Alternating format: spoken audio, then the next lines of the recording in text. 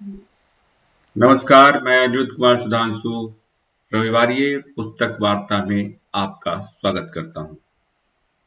स्याही ब्लू रविवारीय पुस्तक वार्ता में की चौथी श्रृंखला है, जिसमें हम आज बात करने जा रहे हैं डॉक्टर रमेश पोखरियाल निशंक के कहानी संग्रह क्या नहीं हो सकता कहानी संग्रह। इसमें जो प्रमुख कहानियां हैं, दे सको तो, क्या नहीं हो सकता, बंद कितना ईमानदार, जरूर लौटेगा, वह जरूर लौटेगा, किसे दोष दूं, आत्महत्या करूंगी, दरा कहां पड़ी है रिक्शा वाला, अपरिचित इत्यादि।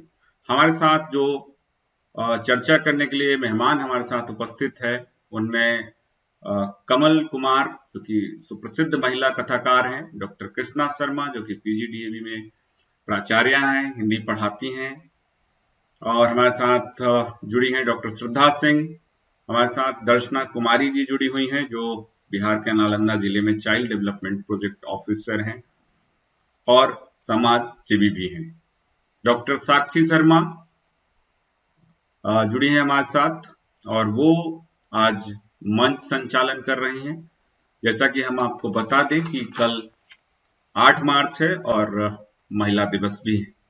तो महिला दिवस की इस पूर्व संध्या पर हमने महिला केंद्रित कहानियों को इस चर्चा में रखा है, और जो पैनलिस्ट हैं वो भी सभी महिलाएं हैं, रखी गई हैं, ताकि हम एक अच्छा संदेश जो है समाज को दे सके। जो इस वर्ष का थीम भी है 2021 का, कि महिलाओं की राजनीतिक भागीदारी, लीडरशिप में भागीदारी, उस थीम को भी जो है हम समझ सके, जान सके इस कार्यक्रम के माध्यम से।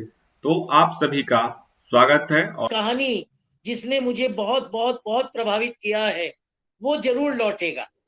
एक ऐसी वृद्धा माँ की कहानी है, जिसमें वृद्धा पर्वतों के क्षेत्र में रहती हुई अपने से बेटे और अपनी बहू की प्रतीक्षा कर रही है, जो कहकर गया था कि गांव में क्या है, कुछ भी तो नहीं है, यहाँ रहकर मैं क्या कमाऊंगा, क्या खाऊंगा, दिल्ली जा रहा हूँ।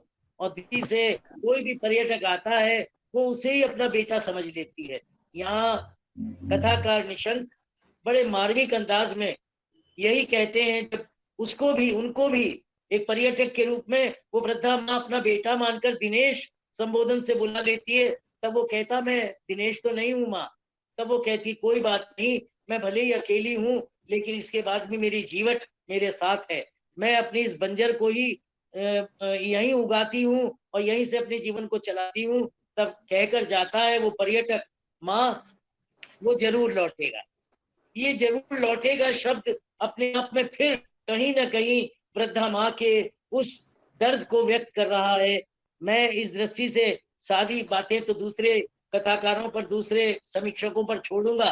केवल इतना निवेदन करना चाहता हूं कि हमने इस योजना में प्रत्येक वक्ता के लिए 10 से 12 मिनट निर्धारित किए हैं, और मैं अपनी सभी बहनों से ये अपेक्षा करूंगा कि वे 10 से 12 मिनट में, आवश्यक नहीं कि प्रत्येक वक्ता सारी कहानियों पर बात करे, जो कहानी आपको अच्छी लगी है, जिस कहानी ने आपके मन को छुआ है, उस कहानी पर अपनी बात कहें। अंत में सिर्फ इतना कहूंगा कि 2007 में ये कहानी संकलन पहली बार प्रकाशित हुआ था, 14 वर्ष पहले छपा था।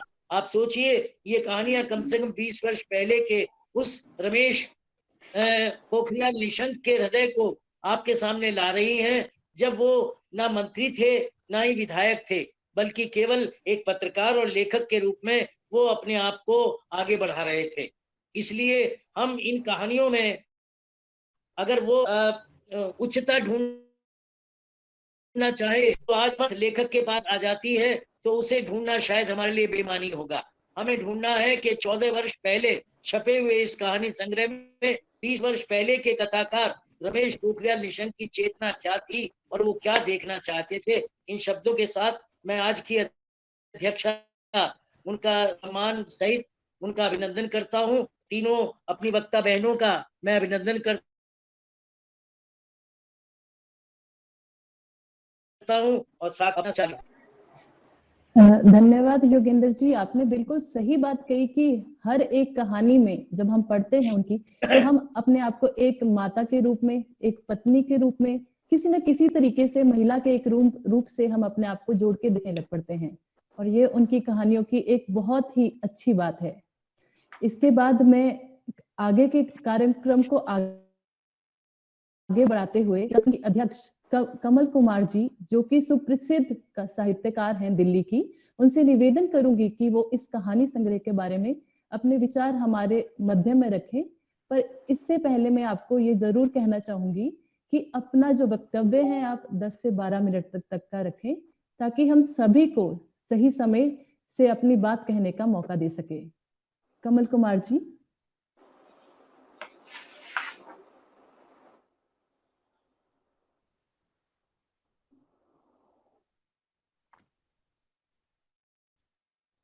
साक्षी शायद वे नहीं है, आप डॉक्टर कृष्णा शर्मा जी को निमंत्रित कर साक्षी जी आप मुझे बुला लीजिए, मुझे तो प्लीज। हाँ मैं कर रहा हूँ, आप भी आ रही हैं। जी जी डॉक्टर जी, जी आप प्रोफेसर विभाग में हैं काशी हिंदू विश्वविद्यालय वाराणसी में। मैं आपसे ये आग्रह करूंगी कि आप इस कहानी संग्रह पर अपने विचार रखें। धन्यवाद साक्षी। क्षमा चाहती हूँ कि मैंने अपने आप को पहले बुलाने के लिए निवेदन किया। नहीं कोई बात नहीं आप कहिए। हाँ जी श्रद्धा जी, हम लोग औपचारिकताओं में विश्वास नहीं करते। जी जी जी आप जी हमारी सम्मानित मुद्दा हैं। तो मैं अपनी बात शुरू कर रही हूँ बिना समय गंवाए। मैं आदरणीय मंच और सभी सुधी श्रोताओं, मैं अपनी बात को शुरू करके यहाँ से शुरू करना चाहती हूँ कि जो एक राजनेता और साहित्यकार का ये जो विरोधाभासी व्यक्तित्व है, इस ऐसे विरोधाभासी व्यक्तित्व की जो एक परंपरा है, यानी कि विष्णुकांत शास्त्री जी, अटल बिहारी वाजपेयी जी, मृदुला सिन्हा जी, संपूर्णानंद जी की भांति एक कुशल और निर्भीक राजनेता और सर्वतोन्मुखी प्रतिभा वाले साहित्यकार व अध्यापक, केंद्रीय मानव संसाधन विकास मंत्री भारत सरकार, जिन्होंने 10 कविता संग्रह, 12 कहानी संग्रह, उपन्यास, पर्यटन ग्रंथ, बाल साहित्य, लगभग 4 दर्जन से अधिक पुस्तकों का लेखन किया, ऐसे रमेश पोखरियाल निशंक जी एक साथ 2 समानांतर दिखने वाली धाराओं, यानी कि राजनीति और साहित्य के कुशल सिद्ध हस्तयात्री हैं। एक तरफ साहित्यिक व्यक्तित्व को ही अगर हम खाली लेकर के चलें, तो साहित्यिक व्यक्तित्व में ही अनेक प्रकार की विधाओं पर उनका समान रूप से अधिकार है। और अगर उनके कुछ कविताओं को भी मुझे पढ़ने का अवसर मिला, तो मैंने पाया कि कविता के क्षेत्र में उन्होंने आम जन को राष्ट्रीयता की भावना से जोड़ा है। तो कहानियों के माध्यम से अगर हम देखें तो उन्होंने आम जन के दुख सुख, उनकी संवेदनाओं और संघर्षों को अपनी कहानियों में वाणी दी है। क्योंकि निशंक जी का संबंध हिमालय के जीवन से है, तो हिमालय के जीवन से संबद्ध होने के कारण जो निशंक जी की कहानियां हैं, उनमें हिमालयी जीवन के दुख दर्द एवं जीवट परिस्थितियों का साक्षात प्रतिबिंब भी देखा जा सकता है। उनके लेखन में जो पिछड़ा वर्ग है, जो गरीब तबका है, उसकी पीड़ा है, उनके संघर्ष हैं। एपीजे अब्दुल कलाम का एक वक्तव्य मैं पढ़ रही थी निशंक जी के बारे में, जिसमें उन्होंने लिखा है कि हिम से निकली निशंक जी की गंगामयी काव्य धारा राष्ट्र के निर्माण में नींव का पत्थर बनी। निशंक जी ने कवि के रूप में देदीप्यमान सूर्य की तरह सशक्त उपस्थिति दर्ज कराई है। उनकी आबाद साहित्यिक यात्रा हिंदी की समृद्धि एवं श्रीवृद्धि में बड़ी भूमिका निभाएगी। बहुत सी सही कहा अब्दुल कलाम जी ने उनके बारे में। और क्योंकि सक्रिय राजनीति में रहते हुए भी जिस तरह से निशंक जी साहित्य के क्षेत्र में लगातार संघर्षरत हैं, वह आम आदमी के बस की बात नहीं है।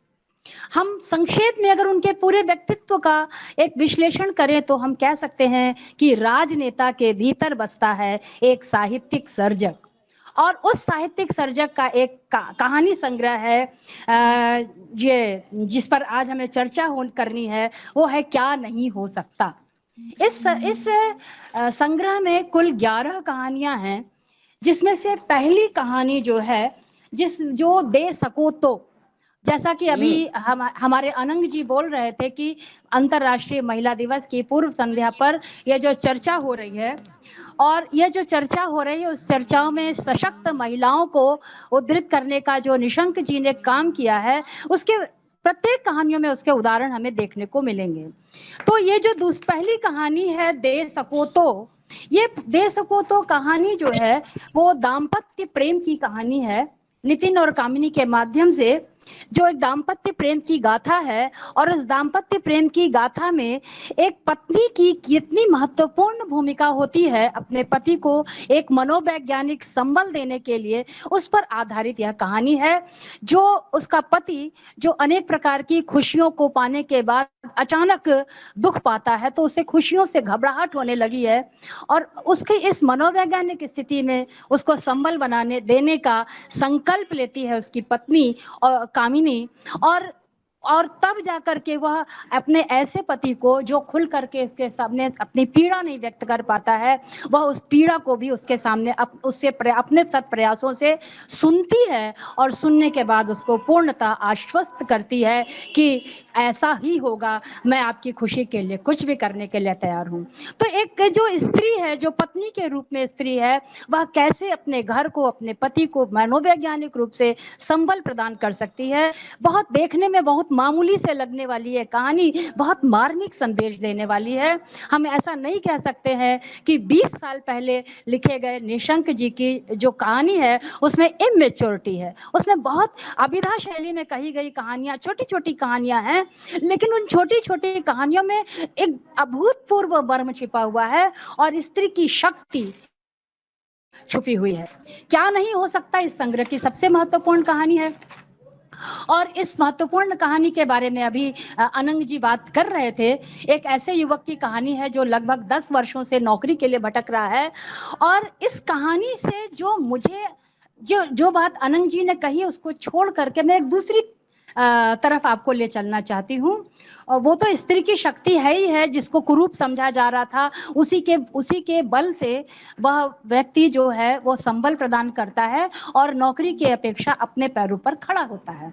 मैं एक दूसरे एंगल से इसको एक ले आना चाहती हूँ कि जब कहानी का जो अंतिम वाक्य है कि तमाम ठोकर खाने के बाद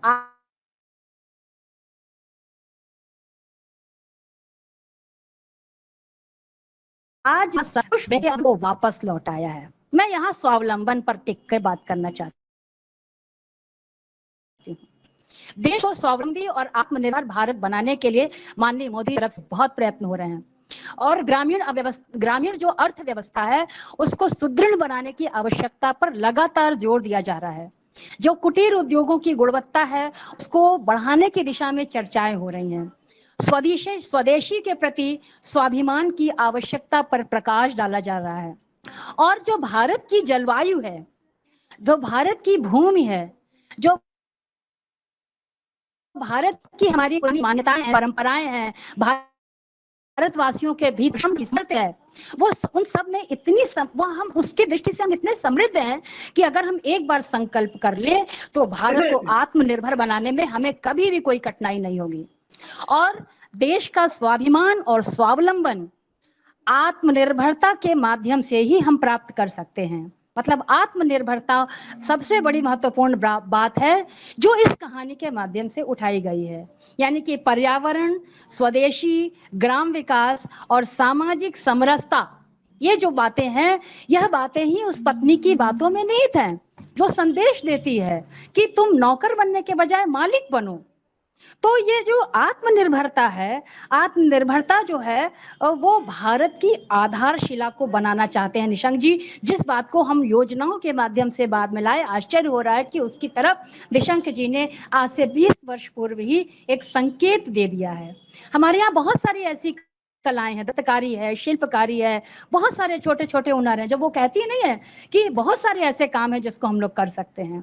तो ये बहुत सारे खाली कह करके कहानीकार बिल्कुल साइलेंट हो गया है, हम लोगों को सोचने के लिए छोड़ दिया है उन्होंने कि वह जो दस्तकारी है, शिल्पकारी है और जो छोटे छोटे हुनर है जिनकी विरासत अब लगभग लुप्त हो रही है, उसे पुनः जीवित करने की आवश्यकता आवश्यकता है। वोकल फॉर लोकल के संकल्प को दोहराया जा रहा है, वोकल फॉर लोकल को ग्लोबल बनाने की जो बात हो रही है, आत्मनिर्भर भारत क्या जो सपना देखा जा रहा है, उसी में योग्य भारत को का सपना जो देखा जा रहा है, वह सारे चित्र हमें इस कहानी के माध्यम से देखने को मिल रहे हैं। मतलब अगर ताकतवर और समृद्ध होना एक बात है, आत्मनिर्भर होना, स्वावलंबी होना और स्वावलंबन के आधार अपने राष्ट्रीय स्वाभिमान को जिन रखना एक दूसरी अलग बात है। अब हम लोगों ने अभी कोरोना काल में देखा कि दुनिया में बहुत बड़े बड़े मजबूत अर्थव्यवस्था वाले देश हैं जो इन कठिन दिनों में दयनीय अवस्था को प्राप्त हो गए। क्यों? क्योंकि वो जिस अर्थव्यवस्था में जी रहे थे वह आत्मनिर्भरता पर आधारित नहीं थी। आत्मनिर्भरता है कि हम अपनी जरूरतों को पूरा करते हुए दूसरों की जरूरतों को पूरा कर सकने की क्षमता रखें, और यह आत्मनिर्भरता स्वावलंबन के आगे की बात है। और यह सारे संदेश जो हैं वो बहुत ही गहराई से इस कहानी में निहित हैं। अगर हम सुरक्षित रहेंगे, हम स्वाभिमानी रहेंगे, हम परावलंबी नहीं होंगे, हम अपनी रक्षा कर सकेंगे, तो अपने जीवन को बेहतर बनाने के लिए हम सारे प्रयास कर सकेंगे। तो इस प्रकार की क्षमता वाले युवा बहुत महत्वपूर्ण कहानी है। अगली कहानी है बंद। अब बंद पर भी अभी रिसेंटली किसान आंदोलन चल रहा है, और किसान आंदोलन में भारत बंद भी कई बार किया गया। कहानी की शुरुआत ही होती है भारत बंद के दृश्य योजना से। भारत बंद होने पर तो जो भारत बंद जब होता है तो चाहे वो कोई राजनीतिक दल करें या किसान करें या मजदूर करें, इसका हमारी अर्थव्यवस्था पर यानी कि इम्पैक्ट ऑफ इकोनॉमी पर बहुत भारी बहुत बड़ा असर पड़ता है, बहुत नुकसान होता है।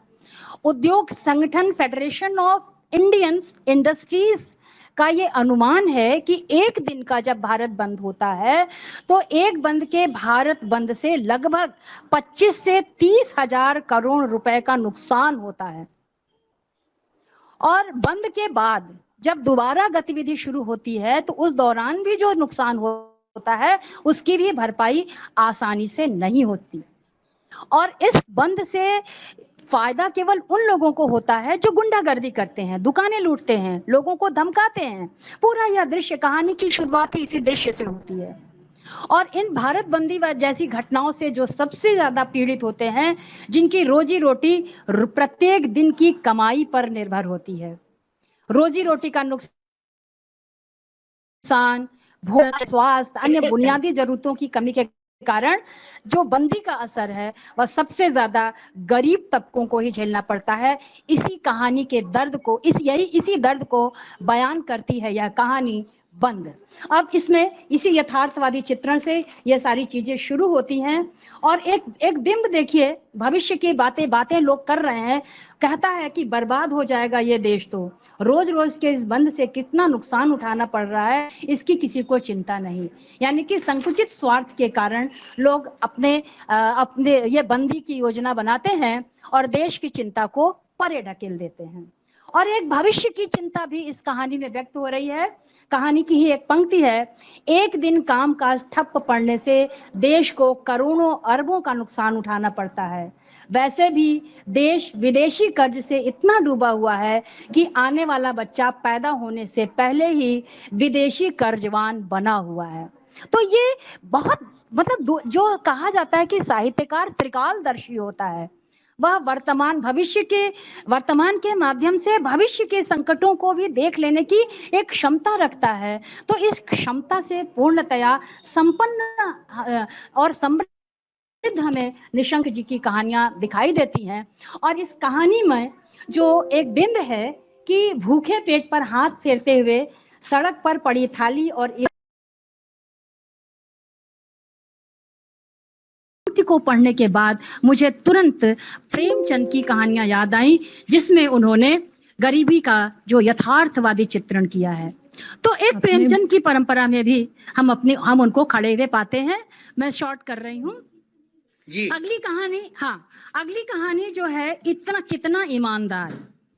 कितना ईमानदार कहानी पर मैं और कुछ नहीं बोलूंगी। जो ये कहानी एक व्यंग्यात्मक कहानी है और व्यंग्यात्मक, हाँ, व्यंग्यात्मक कहानी है। और इस व्यंग्यात्मक कहानी में जो टीटी है, जब वो दूसरों पर दोषारोपण करता है और दूसरों पर दोषारोपण करने वाला जो टीटी है वो स्वयं गाड़ी के भीतर बैठ करके गरीबों से वसूली कर रहा है, दुर्व्यवहार कर रहा है।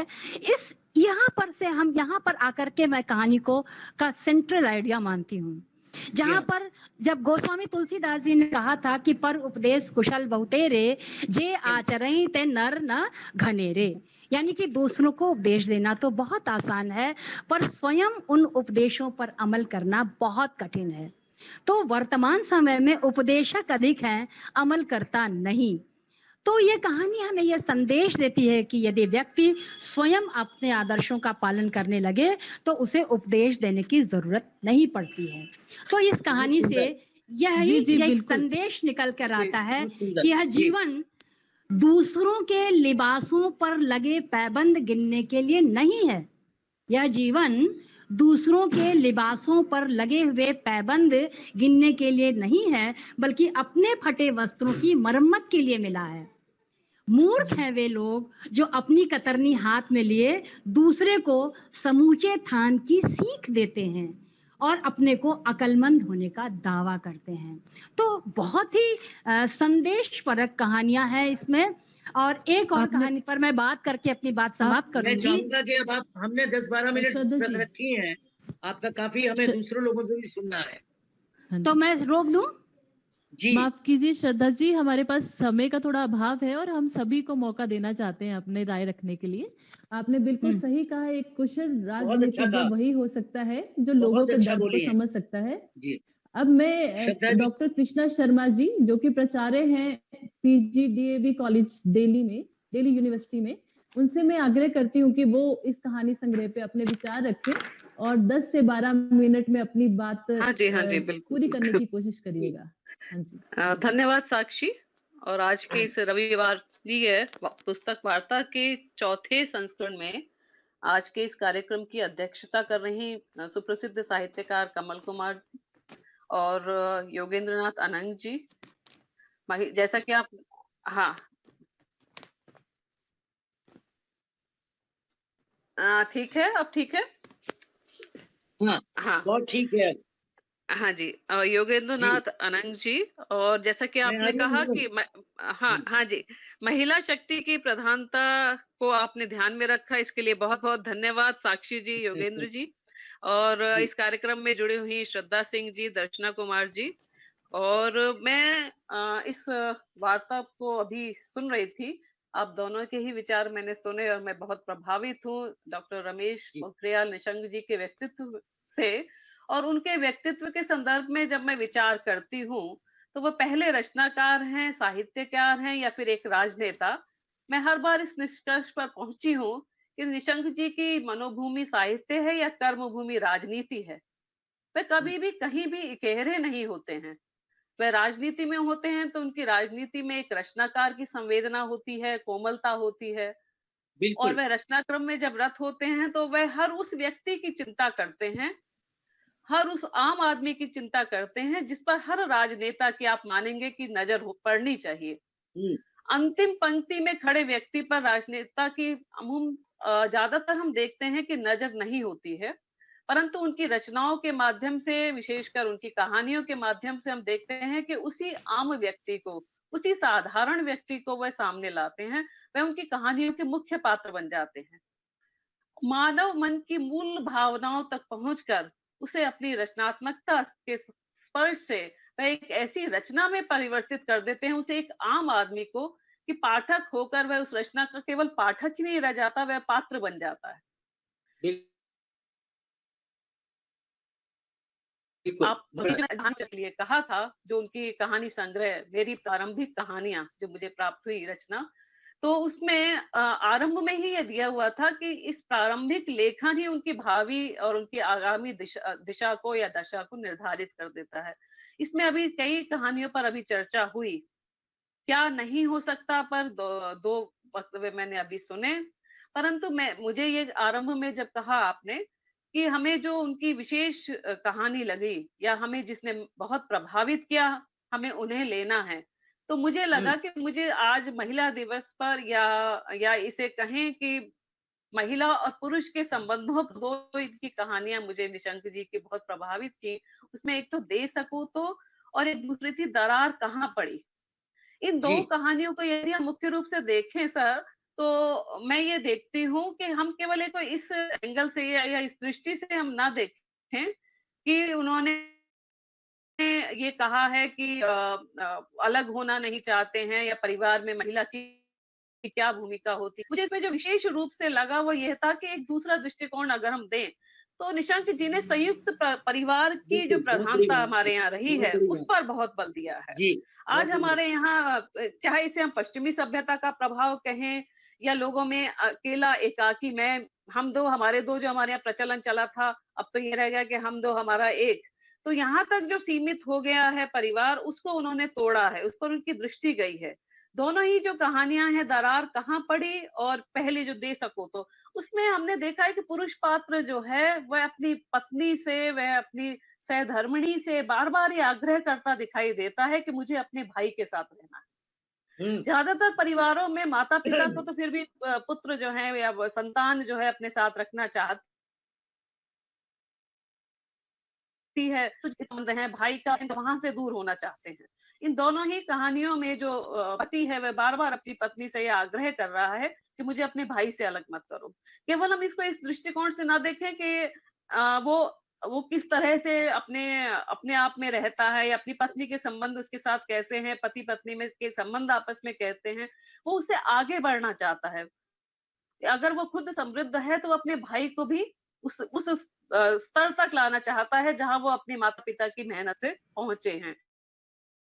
तो मेरी बार बार ये बहुत ही ज्यादा प्रभावित किया है कि किस तरीके से संबंधों को जोड़ने के प्रति आग्रह है निशंक जी का। इन दोनों कहानियों के माध्यम से हम ये मानते हैं कि हमारी संस्कृति, हमारे मूल्य को जीवित रखने का प्रयास है कि हम उस संयुक्त परिवार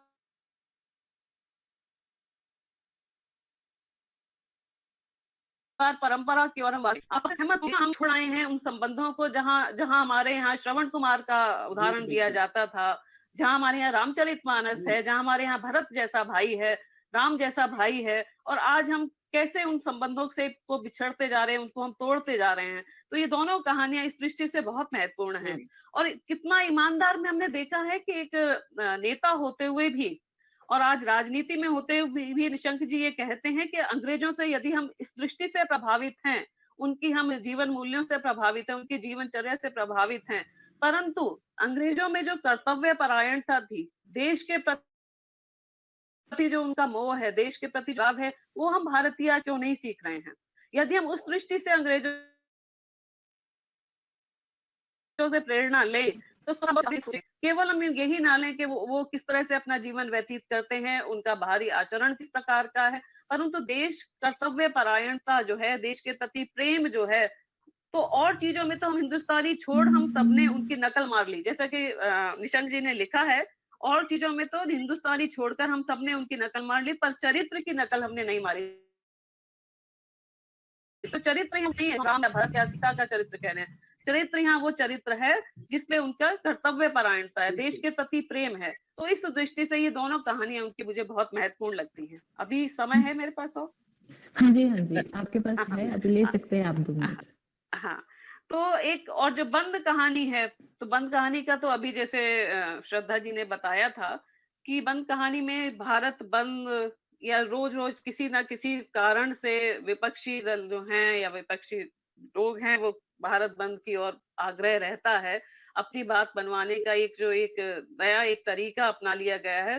तो उससे छोटे लोगों को जो नुकसान होता है, जो हमारे आम लोग हैं, जो हमारा मजदूर वर्ग है, उसको किस प्रकार से नुकसान पहुंचता है, और देश को तो अंततः देश की ही जो हानि होती है, देश को जो नुकसान होता है, उसके प्रति बहुत विस्तार से निशंक जी ने इस कहानी में बताया है कि जब बंद होते हैं तो अभी जैसे उसमें हम किसी ना किसी कारण से आज हमें जो हमारे पर आपत्ति आ पड़ी है कोरोना की वजह से, कोविड-19 की वजह से लॉकडाउन करना पड़ा।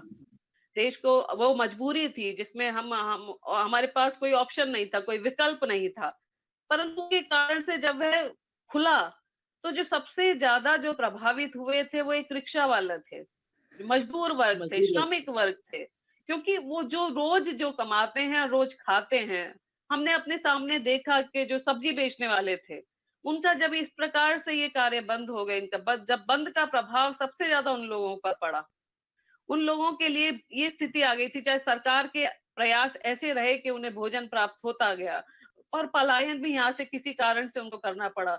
और वो एक मजबूरी है, परंतु यदि केवल हम अपनी बात मनवाने के लिए सरकार को विवश करें और बंद की स्थिति लाते हैं, तो उन लोगों की क्या स्थिति होती है।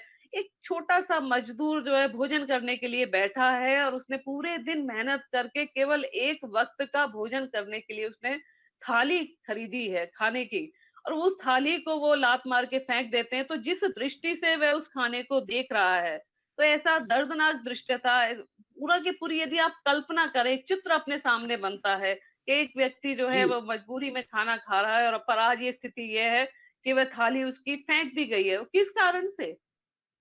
अगर आपको अपनी कोई बात बनवानी है, तो ये कौन सा तरीका है इस तरफ सोचने के लिए। एक सोच पैदा करती है कहानी पाठक के मन में, कि हम उनके दृष्टिकोण से सोचे, जो निम्न वर्ग के लोग हैं, जो मजदूर वर्ग के लोग हैं, जो श्रमिक वर्ग के लोग हैं।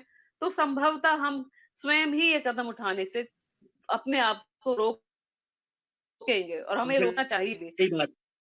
अगर हम विचार करें कि ये बंद के क्या-क्या और दृष्टि से देश को, अंततः देश को जो नुकसान उठाना पड़ता है, तो उस दृष्टि से मुझे ये कहानी बहुत प्रभावित करती है। और बहुत वह अच्छी, जरूर लौटेगा में एक वृद्धामन की जो कहानी है, एक वृद्धा है, एक वृद्ध औरत है, जो हर आते हुए युवक को देखकर अपनी बेटा उसमें ढूंढती है। तो ये जो हमने बहुत सारी कहानियां इस पर लिखी गई हैं, बहुत महिला महिला लेखकों की भी इसमें कहानी है, कि उसके दुख की कहानी है।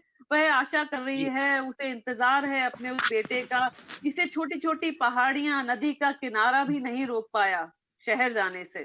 तो शहर की और जो पलायन हुआ था उत्तराखंड में, का जो पूरा दर्द है, जो महिलाओं का, जो माओ का दर्द है, वह उस वृद्ध महिला के सीने में वह छिपा हुआ हमें दिखाई देता है।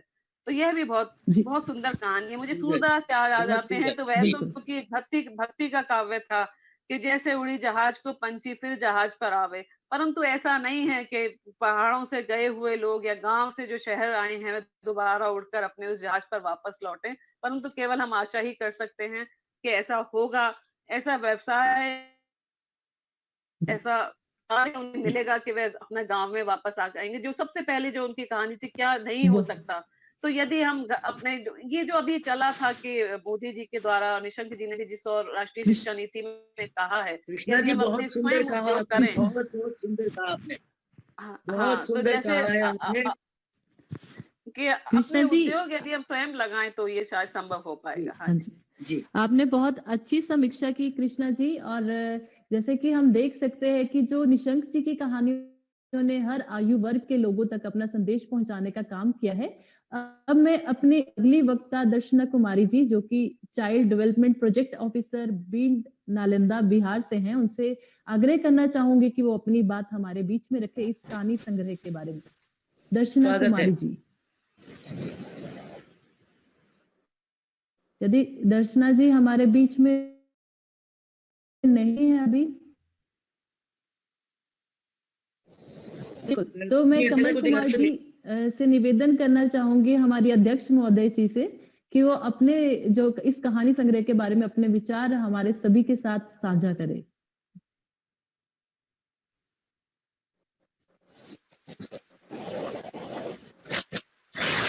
अनिरुद्ध, आप निमंत्रित कर लीजिए दर्शना जी। दर्शना, स्वागत है आपका। जी दर्शना जी,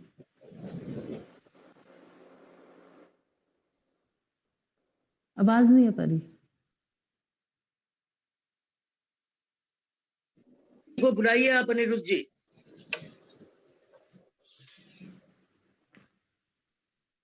इनका नेटवर्क प्रॉब्लम तो नहीं।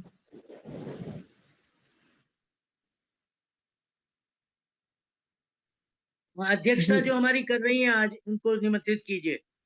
कमल कुमार जी जो हमारी अध्यक्ष है कार्यक्रम की, हम उनसे आग्रह करना चाहेंगे कि वो अपनी जो कहानी संग्रह के विषय में अपनी बातें हमारे बीच में रखें, अपना वक्तव्य हमारे बीच में रखें। तब तक मैं ये बात जरूर कहना चाहूंगी कि जो निशंक जी की कहानियां हैं, कहीं ना कहीं हमें बहुत अच्छे, हमारे दिल से जुड़ी हुई बातें लोगों के समक्ष लेके आती है। तो हमारे बीच अभी कमल जी आई नहीं है, तब तक मैं यही कहना, कमल जी हमारे बीच में है। कमल जी, आई एम हियर जी बोलिए, आप मुझे बोलिए आपका सुन पा कमल रही जी। अभिनंदन हैं? है, आप मुझे आपका सुन पा अभिनंदन है रही हैं? कमल जी, हेलो, हमारा हाँ अभिनंदन सुन है। पा रहे हैं, हम आपको सुन पा रहे हैं। हाँ जी है, जी।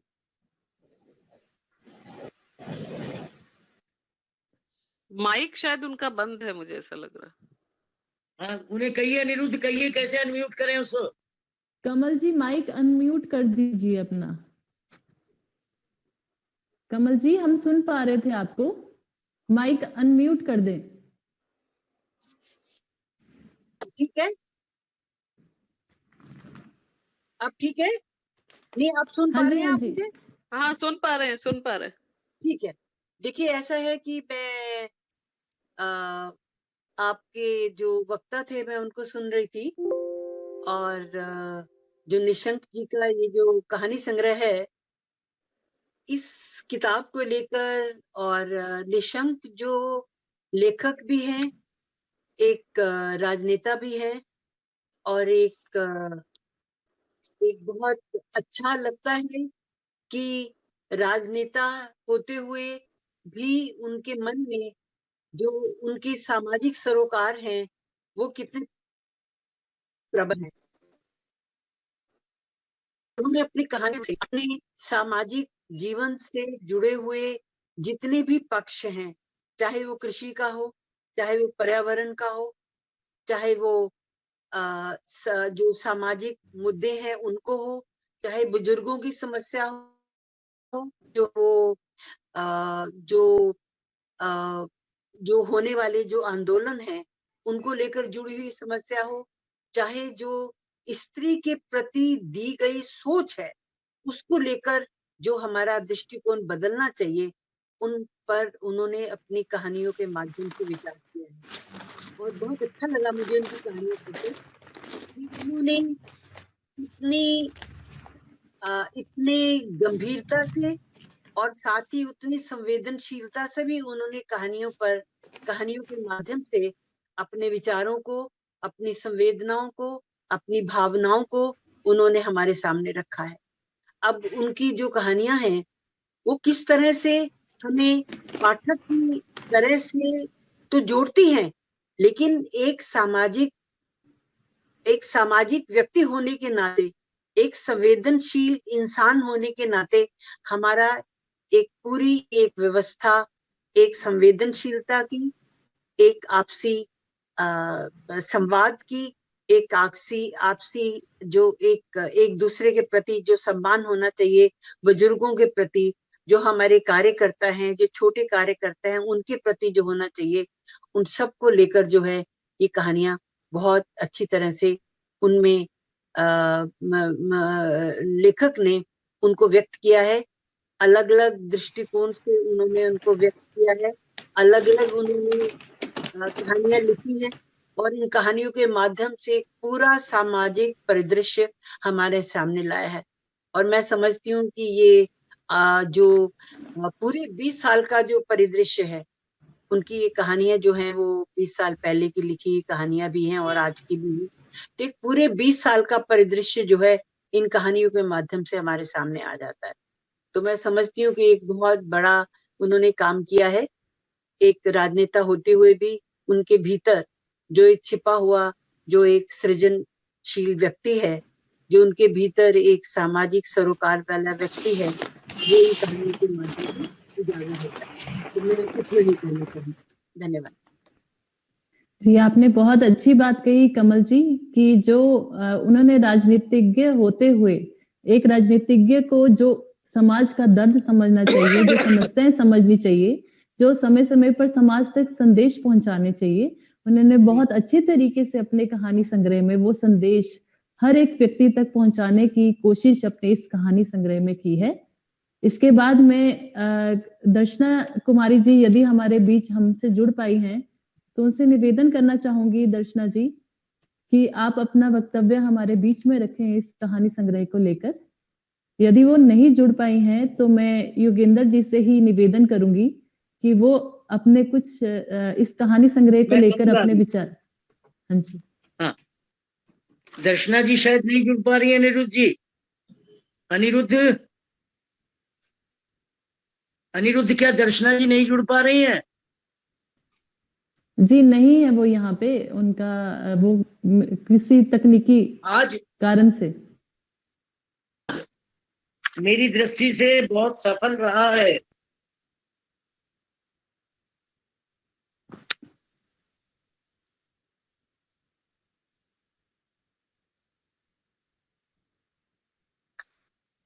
जी जी जी। हाँ नहीं, मैं भी चाहता हूँ कि वो भी आ जाएं। मैं भी चाहता हूँ अगर आ सकें, आप कोशिश कर लीजिए इतनी भी, मैं 2 मिनट। जी जी। आज का ये संवाद हमारी कथाकार कमल कुमार जी की अध्यक्षता में निश्चित रूप से बहुत सफल है। डॉक्टर कृष्णा शर्मा जी ने और श्रद्धा सिंह जी ने विस्तार से क्या नहीं हो सकता इसका कहानी संग्रह की कहानियों पर जो प्रकाश डाला है। निश्चय ही 20 वर्ष पहले डॉक्टर रमेश पोखरियाल निशंक अपने भविष्य को देख रहे थे। उन्होंने परिवार टूटने की स्थिति में पहली कहानी जब वो लिखते हैं, दे सको तो, पति पत्नी के बीच अगर कहीं तनाव आता है इसलिए कि परिवार बड़ा है, तो पति अगर अपनी पत्नी को ये मना सकता है कि मैं अपने परिवार के साथ रहना चाहता हूं, तो इससे अधिक और बड़ी बात कुछ दूसरी नहीं हो सकती। ये पहली कहानी ही हमें परिवार की संवेदनाओं से जोड़ देती है और हम ये महसूस करते हैं कि समाज जिस रूप में आगे बढ़ता है, अकेलेपन में आज तो जीवन सामने आता रहा, खासतौर से नगरों और महानगरों में, उसके प्रति सचेत करते हैं निशंक जी।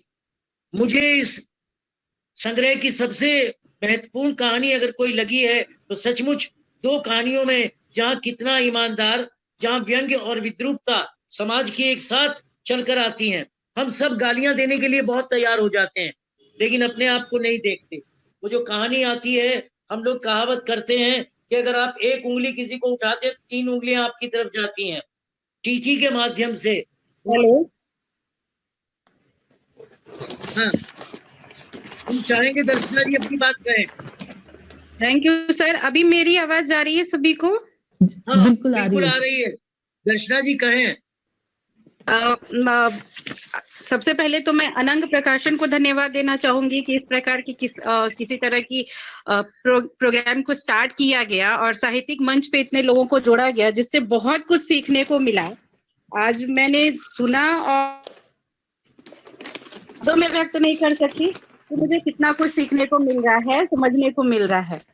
As a child development project officer मैं भी होता है चूंकि आज का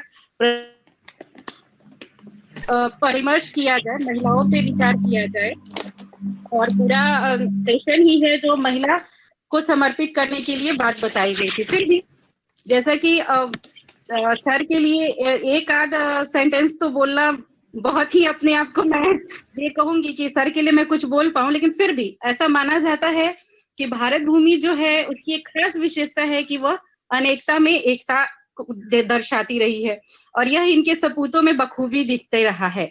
चाहे हम पंडित रामावतार शर्मा जी की बात करें या स्वर्गीय नरसिम्हा जी राव सर की बात करें या फिर अटल बिहारी सर की बात करें, इस पूरी श्रेणी में निशंक सर भी अपने आपको अग्रणी रूप में वहां खड़ा कर पाए हैं और उनके व्यक्तित्व के विषय में कुछ शब्दों में, कुछ पंक्तियों में कहना बहुत ही मुश्किल है।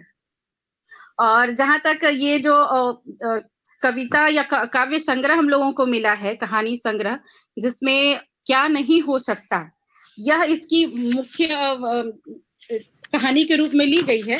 लेकिन इसकी कहानियों को अगर हम संक्षेप में देखें तो इन 11 कहानियों में 4 कहानियां मुझे स्त्री प्रधान लगी हैं, जो कि दे सको तो, क्या नहीं हो सकता, आत्महत्या करूंगी और दरार कहाँ पड़ी। यह पूर्णतः स्त्री पर आधारित है। इसमें कहीं ना कहीं स्त्रियों की भूमिका, स्त्रियों का प्रेरणा बनना, स्त्रियों का समाज में अपने परिवार के प्रति या अपने घर के सदस्यों के प्रति जो व्यक्तित्व है, और एक वृद्धा माता का है कि वह जरूर लौटेगा। हाँ, वो जरूर लौटेगा। उसमें भी महिला की जो भावनाएं हैं, महिलाओं का जो एक अंतःस्थल से क्या चलता है और वो क्या सोच पाती है, किस तरीके सर के द्वारा इस तरीके से प्रेजेंट किया गया है, जैसे प्रतीत होता है कि उन्होंने कहीं ना कहीं स्त्री जीवन की सोच पाती है। जैसे कि दे सको को ही अगर हम ले, यदि पति किसी के भी पति का अगर शुरुआत में अगर हम कहीं शादी होती को समझने का प्रयत्न करते हैं, और इस ये जो एक चलता है हमारा क्रम, एक समय चलता है, इस समय में एक पत्नी क्या क्या सोच सकती है अगर उस है, तो एक पत्नी के मन में क्या क्या विचार आ सकते हैं, इसको पूर्णतः उकेरा गया है उस कहानी में। अब बाकी साथी लर्न वक्ताओं ने बहुत सारी चीजें कही हैं, लेकिन मुझे जो चीजें लगी बहुत ही लिमिटेड है।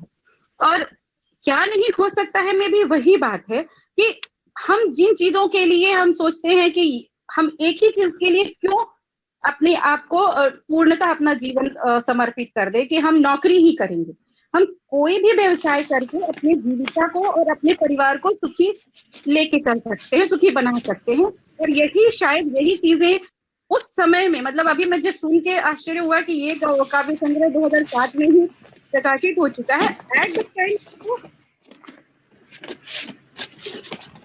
बंद और कितना ईमानदार वगैरह पे बहुत अच्छी चर्चाएं हो चुकी हैं।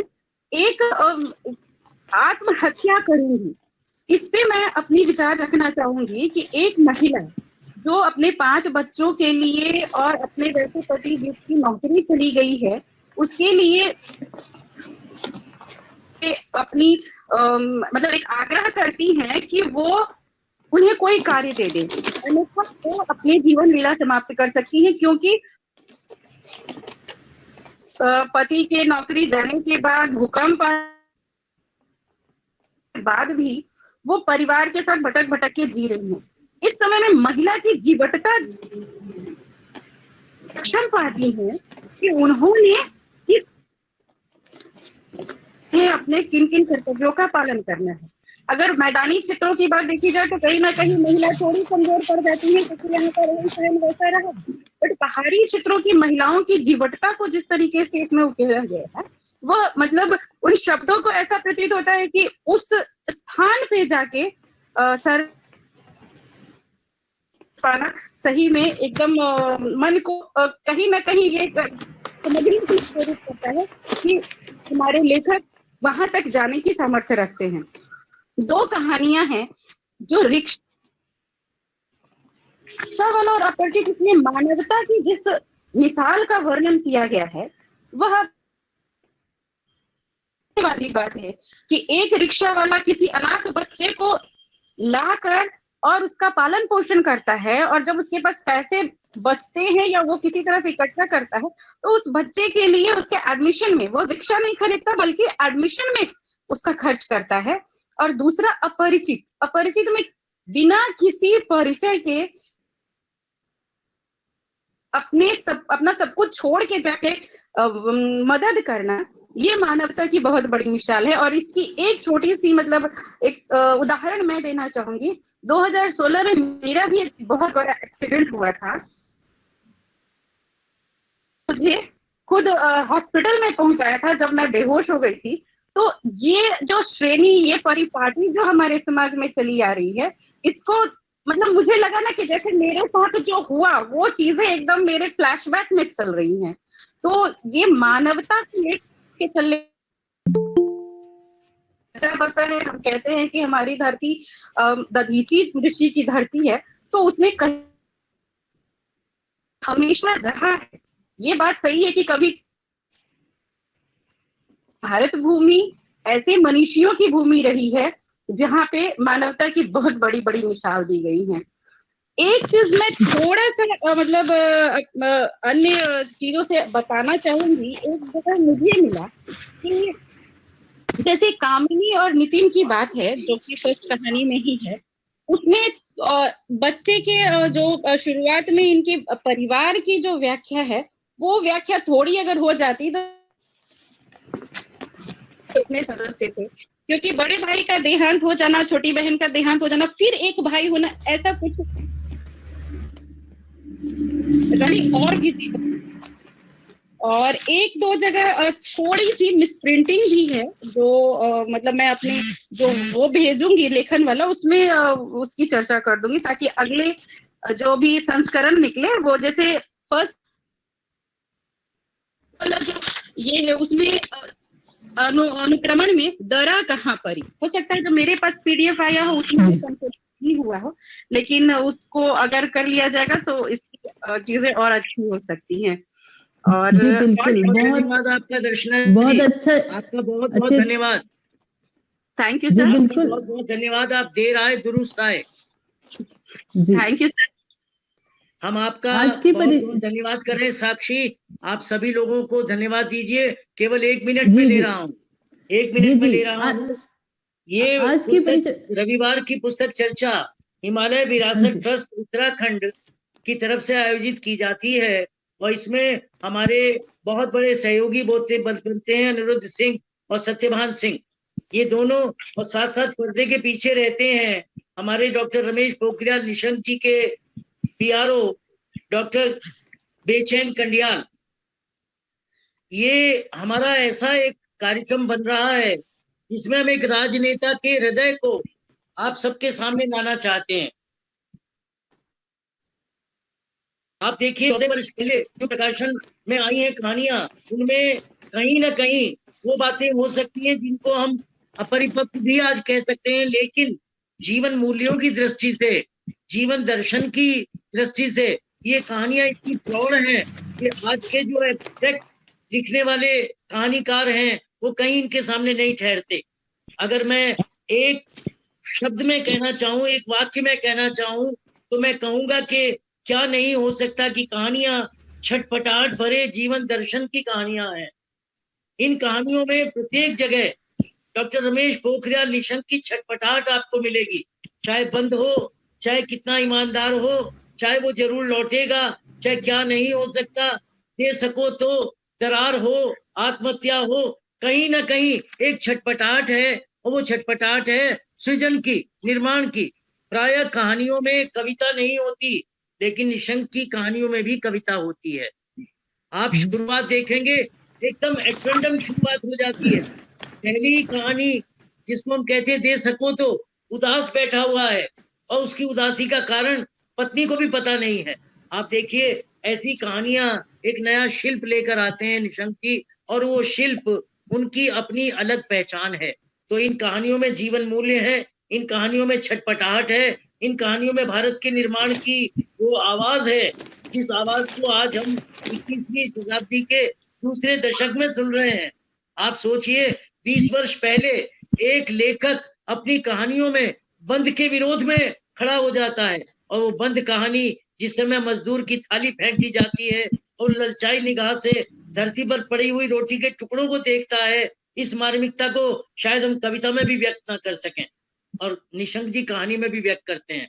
आज का ये हमारा आयोजन निश्चय ही आप सबकी उपस्थिति से बहुत सफल हुआ है। मैं आज की अध्यक्षा कमल कुमार जी को, और आज की वक्ता है डॉक्टर कृष्णा शर्मा जी को, श्रद्धा सिंह जी को, दर्शना कुमारी जी को, और अपनी बहुत प्यारी बेटी साक्षी को कुशल संचालन के लिए बहुत बहुत बधाई देना चाहता हूँ हिमालय विरासत ट्रस्ट की तरफ से। अब आपके सामने अनिरुद्ध जी कुछ बात करेंगे। तो चलते चलते आप सभी श्रोताओं का और वक्ताओं का धन्यवाद। डॉक्टर निशंक का रचना संसार श्रृंखला में आज हमने चर्चा की विषय था हमारा क्या हो सकता कहानी संग्रह। हमारे साथ चर्चाकार थी doctor Kamal Kumar, doctor Krishna Sharma, doctor श्रद्धा सिंह, दर्शना कुमारी और साक्षी शर्मा जो मंच संचालन कर रही थी। तो महिला दिवस की शुभकामनाओं के साथ हम अगली जो पुस्तक वार्ता है उसमें मिलेंगे। तब तक के लिए मैं आपसे विदा लेता हूं। नमस्कार, धन्यवाद।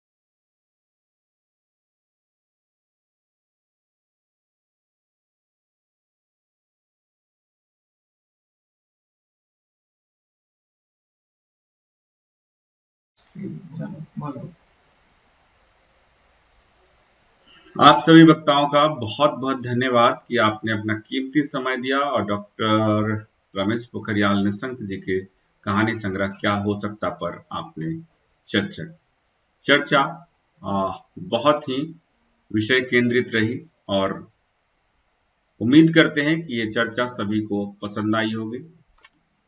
इस चर्चा के बारे में बहुत सारी बातें वक्ताओं ने कर ली हैं। बहुत सारे अंकित, इसको रोक दो यार।